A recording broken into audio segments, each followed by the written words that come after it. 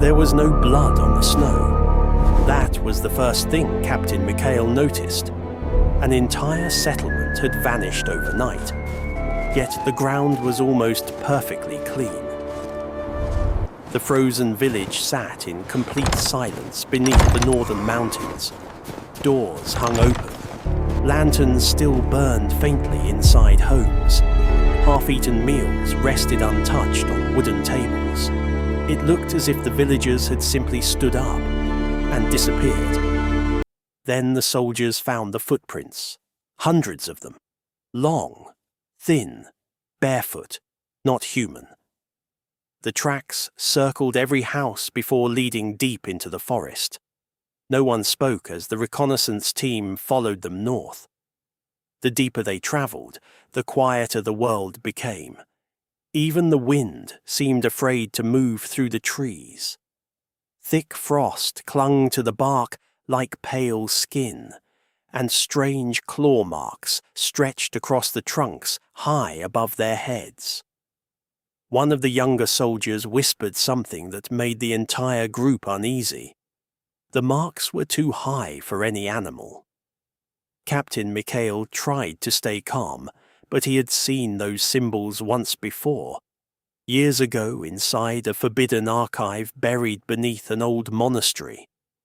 Ancient records spoke of creatures called the Hollow Ones, predators that never hunted during daylight, predators that did not eat flesh, but fear. According to the legends, the creatures could imitate human voices perfectly. They lured travelers away from safety by sounding like lost children, wounded soldiers, even loved ones calling for help in the dark. Most people believed the stories were myths, until now. As night slowly approached, the team discovered another village hidden deeper within the forest. This one was older, abandoned. Every building was covered in strange black handprints. Rusted bells hung from wooden poles beside the roads. Then they found the warning carved into the frozen ground. "Do not answer the voices." Suddenly a sound echoed through the trees. A little girl crying. The entire squad froze. The voice sounded close, too close.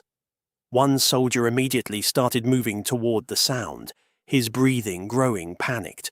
He swore he recognized the voice, said it sounded exactly like his daughter.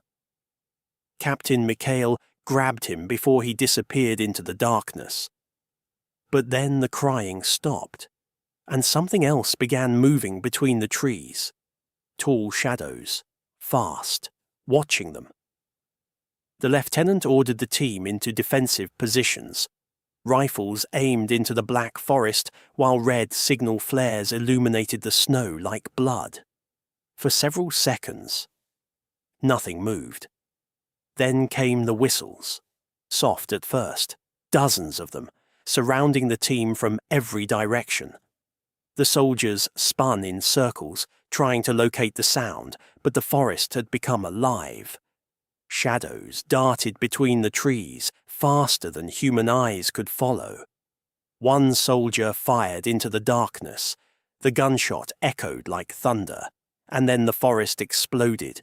Creatures rushed from the shadows on all fours, their bodies long and twisted, their pale skin stretched tightly over thin bones.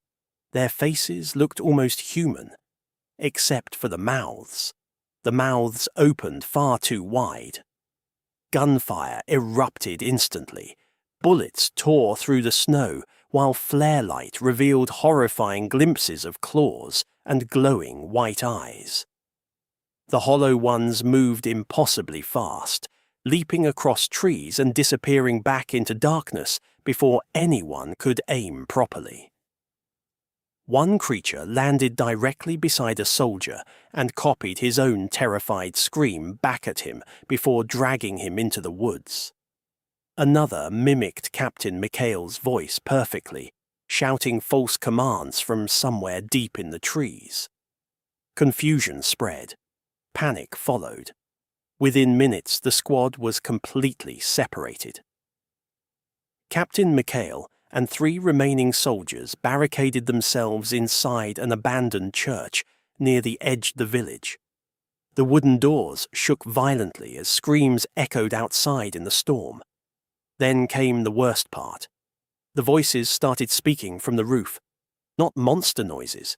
Human voices, friends, family members, missing soldiers, all begging to be let inside. One soldier broke down crying when he heard his dead brother calling his name outside the window. Captain McHale realized the truth too late. The creatures weren't trying to break in. They were waiting for someone to open the door willingly. The church lantern suddenly went dark. Silence filled the room. Then a child's voice whispered from directly behind them. "There you are." The soldiers turned slowly. One of the hollow ones was already inside. Nobody ever discovered exactly what happened in that church that night. 3 days later, another military patrol arrived after losing contact with Captain McHale's squad. They found the abandoned village buried beneath fresh snow. No bodies, no survivors, only scattered weapons lying frozen in the ice. And written across the church wall in deep claw marks were 6 chilling words. "We learned your voices very well."